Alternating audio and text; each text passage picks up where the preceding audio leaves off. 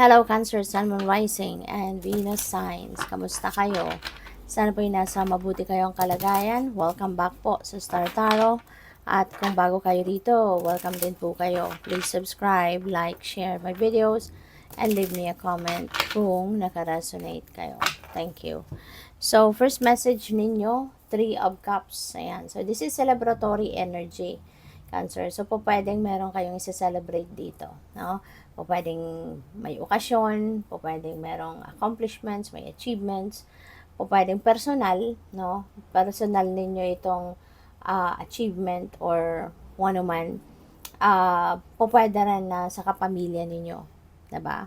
Po pwedeng merong birthday ng anak ninyo. Diba? Po pwedeng merong anniversary ng parents ninyo. Yung mga ganun ba? Or, po pwede rin na this is an invitation, diba? Para sa'yo, para sa okasyon.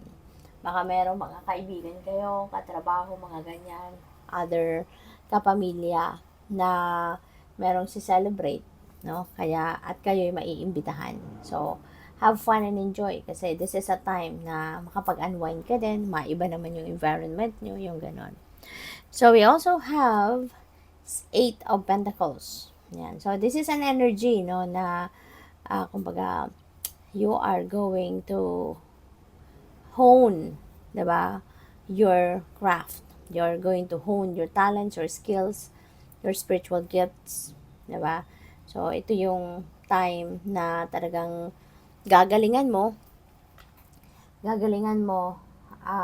yung ano mo, yung craft mo. So, pwedeng ang iba sa inyo mag-attend ng trainings, diba? Training workshops, seminars, mga ganyan. Baka kayo yung ipapadala na representative ng opisina ninyo sa mga ganon, diba? Or po pwedeng personal ninyo ito. Baka ang iba sa inyo, baka mag-aaral, diba? Mag-online course, magka-crash course, diba? Para na mas ano ninyo, ang tawag dito, mas matutunan pa ninyo kung ano yung mga dapat matutunan na makakatulong na madagdagan ang inyong kaalaman at yung inyong expertise, no? So, good luck. We have number 3, Empress. Ayan. So, synchronicity ito, no? Meron tayong dalawang 3. We have the Empress and we have the 3 of Cups. So, that becomes number 33. Okay? And number 33 is a master number. That is one of the powerful numbers sa numerology. Kaya I suggest po, Cancer, na i-google po ninyo kung ano yung ibig sabihin ng master number 33 for more guidance. Kasi marami pa kayong mababasa dyan na makaaring makatulong na sa inyong sitwasyon. So, si Empress is abundance and prosperity energy. Kaya most likely, maraming pera ang pwedeng dumating. Pwede rin na kung hindi man cold cash ang dadating sa inyo rito, baka opportunity, diba? Na siyang magdadala sa inyo ng prosperity and abundance. Pwedeng merong mga offers dito ng, kunyari, bagong trabaho. Pwedeng merong bagong career path, bagong income stream. Pwedeng merong business, opportunity. Yung mga ganyan ba? You know, na mapagkukuhanan ninyo ng kaperahan. Mapagkukuhanan ninyo ng, mapagkukuhanan ninyo ng mas marami pang kita, kumbaga, no? So, si Empress din, this is mother archetype. Kaya po pwede na ang iba din sa inyo dito, baka you're already a mom, baka isa ka ng nanay, or po pwede rin na magiging brand new nanay ka. Diba? Baka ang iba sa inyo, mga anak pa lang. You know?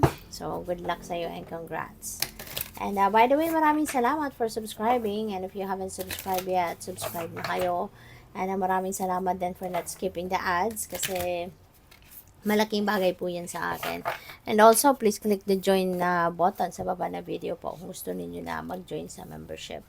So, we have fellow travelers. Ayan, baka ang iba sa inyo dito magta-travel. Maybe you are traveling with friends, traveling with family, yung ganon.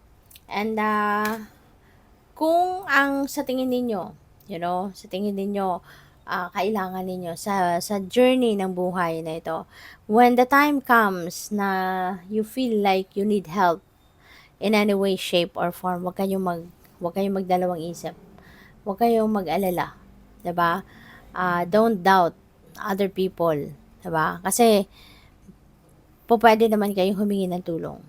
Pwede kayong humingi ng assistance sa ibang tao. Okay? We are all entitled for support. We are all entitled for help. Yun ang isipin ninyo. Kaya huwag kayong mahihiya na tumawag, no, at humingi ng tulong sa iba. Okay?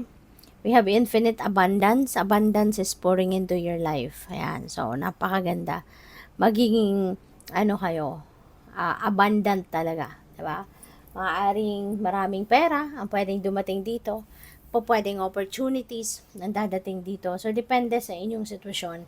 But, definitely, parang ito na yung simula, diba, ng walang katapusang kasaganaan sa buhay ninyo, Cancer. So, claim ninyo na yan. Okay? Write it down on paper. Isulat mo na yan. Excuse me po. Write it down on paper. Mag-manifestation, gawin niyo itong, kumbaga, manifestation tool, 'di ba? Yung pag-journaling, pagsusulat ng kung ano man ang gusto niyo ma-manifest, gawin niyo 'yan, or you can write it down also on the comment section below. Isulat din niyo 'yan sa baba. I-type niyo and i-seal niyo, and you are manifesting this infinite abundance. Kasi hindi na kayo masasaid, hindi na kayo mauubusan ng kaperahan kasi infinite abundance na ang pwedeng ibigay sa iyo ng Divine Universe. So, we also have valiant courage. Take action with passion. Kasi when you are taking action with passion, diba, sigurado, tutulungan kayo ng universe. Sigurado, papadalhan kayo ng support. Kasi nararamdaman, no? Makikita at mararamdaman ng universe na ikaw ay talagang nagsisikap, no?